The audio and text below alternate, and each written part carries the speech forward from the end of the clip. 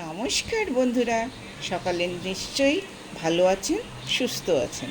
আজকে তৈরি করব পার্শে মাছের চচ্চড়ি। পার্শে মাছটাকে ধুয়ে নিয়ে হাফ চামচ লবণ, হাফ চামচ হলুদ আর একটি কুচনো পেঁয়াজ কেটে নিলাম, এর মধ্যে দিয়ে দিলাম। এবার কুচনো টমেটো দিয়ে দিলাম,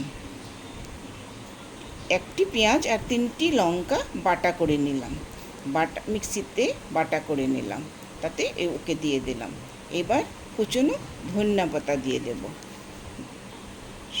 সর্ষের তেল 2 চামচ সর্ষের তেল দিয়ে দিলাম।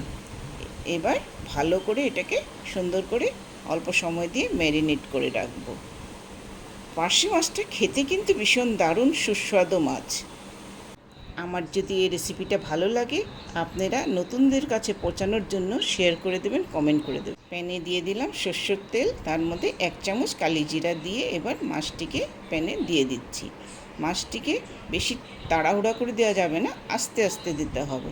ছোট মাছ, তাই আস্তে আস্তে দিয়ে প্যানটাকে সুন্দর করে ছড়িয়ে দিতে হবে।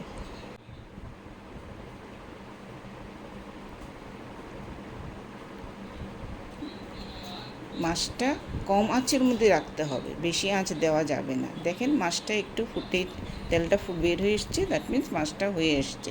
এবার ওপিট করে দেব, আরেক পিট করে দিলে ওপিটও সুন্দর হয়ে যাবে।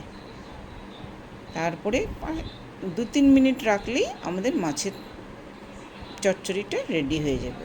পার্শে মাছ খেতে কিন্তু দুর্দান্ত স্বাদ। মাছটা বানানোর জন্য জল ইউজ করা যাবে না, সেই জন্য এটা শুকনোভাবেই নামাতে হবে। এবার আমার হয়ে এসছে, এবার এটাকে আমি সুন্দর করে প্লেটে নামাবো, আস্তে আস্তে, যাতে ভেঙে না যায়। নামানোর পরে এবার সুন্দর পরিবেশনের সময়